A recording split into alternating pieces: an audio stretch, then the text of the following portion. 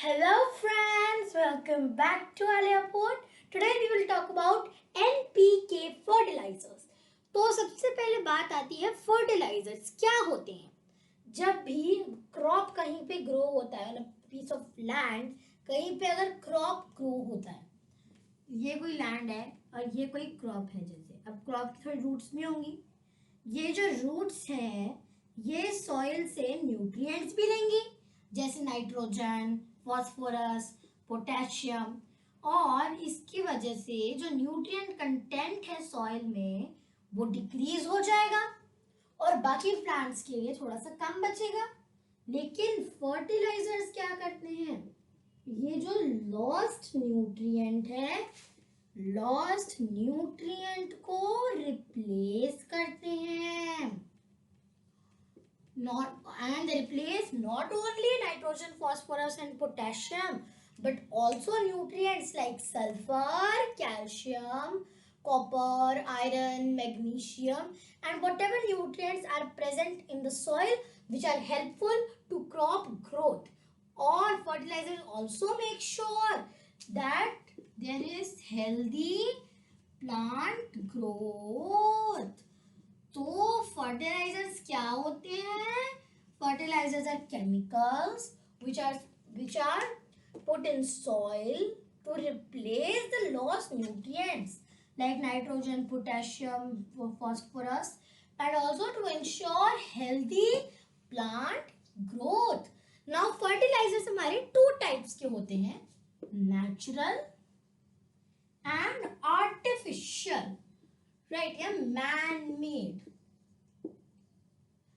तो natural fertilisers जैसे जो नेचर से मिलते हैं, जैसे यूरिया, मैन्योर, ठीक, ये होते हैं आपके natural fertilisers which are obtained by the means of plants और एनिमल्स। और आर्टिफिशियल मैन मेड जो हम लोग खुद बनाते हैं, और इसका एग्जाम्पल होता है एनपीके फर्टिलाइजर्स। ये फर्टिलाइजर्स ह्यूमंस ने बनाए हैं, ठीक है, जिसमें थोड़े से प्रपोर्शन नाइट्रोजन भी है, फॉस्फोरस भी है और पोटेशियम भी है, which are the three main nutrients required by a plant या बाय अ क्रॉप। तो मोस्टली अमोनिया के कंपाउंड्स हैं, मोस्टली सिलेबस में आपके आते हैं नाइट्रोजनस फर्टिलाइजर्स, मतलब वो फर्टिलाइजर्स जिनमें नाइट्रोजन है, जैसे अमोनियम नाइट्रेट विच इज जिसमें नाइट्रोजन ज्यादा होता है, अमोनियम फॉस्फेट PO4 बोलता है इसलिए, जिसमें फॉस्फोरस ज्यादा है, और अमोनियम सल्फेट जिसमें सल्फर ज्यादा है, और ऑल्सो KCl पोटेशियम क्लोराइड जिसमें पोटेशियम ज्यादा है। ये देखो NPK मिल गया, ये हमारे थ्री मेन न्यूट्रिएंट्स होते हैं जो किसी भी प्लांट को चाहिए फॉर हेल्दी ग्रोथ। ऑलराइट, सो देखो ये NPK फर्टिलाइजर्स में, अब देखो ये नाइट्रोजन, फॉस्फोरस और पोटेशियम प्लांट को क्यों चाहिए वो भी आज हम देखेंगे। ऑलराइट, सो फ्रेंड्स, हमारे देखो नाइट्रोजन, फॉस्फोरस और पोटेशियम प्लांट के ग्रोथ में, प्लांट के वेरियस फंक्शंस में अलग अलग लेट्स से रोल प्ले करते हैं। फॉर एग्जाम्पल, नाइट्रोजन का मेन रोल होता है growth of green foliage. Complex term है, सो लेट मी, तो लेमैन टर्म्स में बेसिकली लीफ ग्रोथ,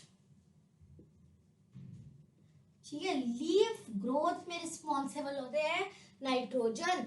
तो अगर ऐसा है कि कोई लीफ है जो येलो येलो हो रही है, बहुत ज्यादा नेचुरली नहीं, वैसे येलो येलो हो रही है, तो अगर नाइट्रोजन डेफिशिएंट है, हम कह सकते हैं it is used in the manufacture making of chlorophyll.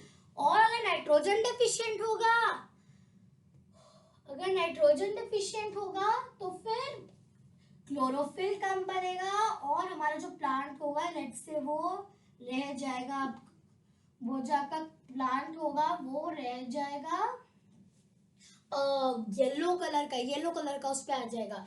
जैसे लीफ है, ठीक है, यहाँ से ग्रीन है और यहाँ बीच में एक येलो स्टेन आ गया बड़ा सा ऐसे, तो इस ये लीफ अगर जनरली ऐसा नहीं होना चाहिए तो ये लीफ नाइट्रोजन डेफिशिएंट है. तो इव right. So now right, it is also major component है ये आपके अमीन. इट इज ऑल्सो यूज, ये प्लांट में भी असिस्ट करता है. एक मेजर कंपोनेंट होता है प्लांट के अमीनो एसिड या प्रोटीन्स का. और you might as well know if you are biology student कि अमीनो एसिड्स और प्रोटीन से ही आपके बनते हैं mostly living tissues. Most living tissues किससे बनते हैं हमको पता है? प्रोटीन से या अमीनो एसिड से. और ये जो प्रोटीन या अमीनो एसिड है ये किसकी हेल्प से बनते हैं? नाइट्रोजन की हेल्प से बनते हैं. Alright. So due to this ये अमीनो एसिड प्रोटीन बनाने में हेल्प करता है. तो अमीनो एसिड प्रोटीन बनाने में हेल्प करता है. So that is why it also helps in photosynthesis. Photosynthesis के लिए जो रिक्वायर्ड एनर्जी होती है ये वो एनर्जी देता है. मोरओवर ये काफी सारे एंजाइम्स बनाने में भी हेल्प करता है. एंजाइम्स कहते हैं बायोलॉजिकल कैटलिस्ट्स. जो रिएक्शंस होते हैं केमिकल रिएक्शंस लिविंग बॉडीज में जिनको बायोकेमिकल रिएक्शन भी कहते हैं. बायोकेमिकल रिएक्शन को स्पीड अप करने के लिए जो सब्सटेंस यूज होता है उसको एंजाइम बोलते हैं.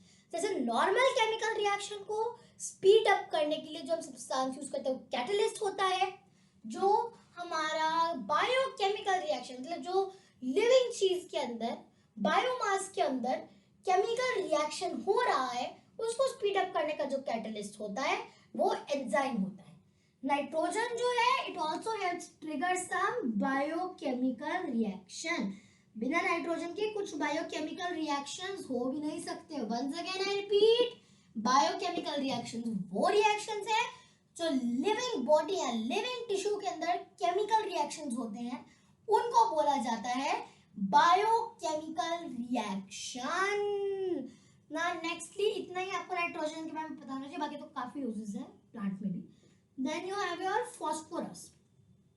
Main use of phosphorus in a plant is healthy roots. तो प्लांट की हेल्दी रूट्स के लिए फास्फोरस का यूज होता है. क्यों? For healthy roots of plant. And then आपको पता होगा एटीपी है ना, विच इज एडेनोसिन ट्राइफॉस्फेट. तो एटीपी का फॉस्फेट देखो, phosphorus is a very important, we can say main component in your ATP. Okay, we can also say it is an important component in energy storage and transfer of plant. Plant के energy storage and transfer में भी potassium phosphorus का काफी use होता है. और जो phosphorus हमारा होता है, फास्फोरस अगर डेफिशिएंट हो, अगर फास्फोरस डेफिशिएंसी होती है तो फिर क्या होगा? अगर फास्फोरस डेफिशिएंसी है तो फिर क्या होगा? Production cycle, reproduction cycle, production cycle जो होता है हमारे प्लांट का, मतलब फ्रूट की ग्रोथ, फ्लावर्स की ग्रोथ, बर्ड्स की ग्रोथ, ये सब जैसे एक्सपेक्टेड होता है वैसे नहीं होता. Not as expected. ठीक है. और अगर डेफिशिएंट होता है तो फिर उस पर एक रेड पिंक टिंज आ जाती है लीफ पे. ठीक है, लीफ थोड़ी सी रेड पिंक सी हो जाती है, उसमें हल्का सा रेड पिंक कलर का टिंज सा आ जाता है. टिंज टर्म सही है, जैसे हल्का सा रेड और पिंक, रेडिश पिंकिश हल्का सा हो जाता है. ऑल्सो प्लीज नोट कि प्लांट का जो डीएनए एंड आरएनए स्ट्रक्चर है, ठीक है, डीऑक्सीन्यूक्ली जो भी देखो, डीएनए और आरएनए जो होता है हमारे प्लांट का, DNA and RNA it is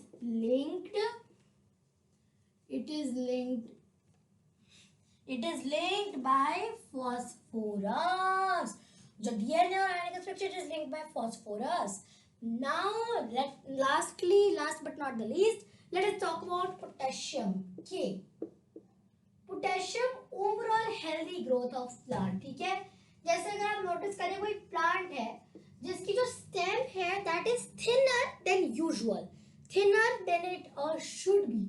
तो फिर वो किस न्यूट्रिएंट में डेफिशिएंट है? पोटेशियम में. तो ओवरऑल healthy plant growth.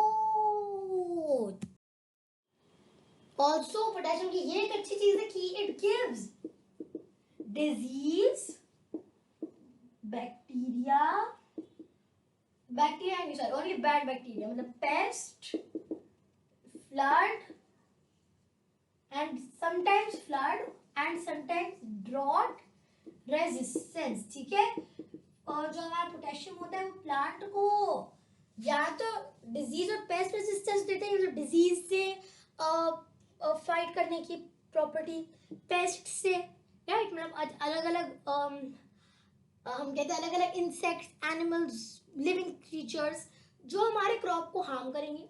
और कभी कभी फ्लड रेजिस्टेंस और कभी कभी ड्रॉट रेजिस्टेंस, कभी कभी बोथ. फ्लड मतलब जब बहुत पानी आ जाए, ड्रॉट मतलब जब अगर काफी टाइम से बारिश. Please note it will effect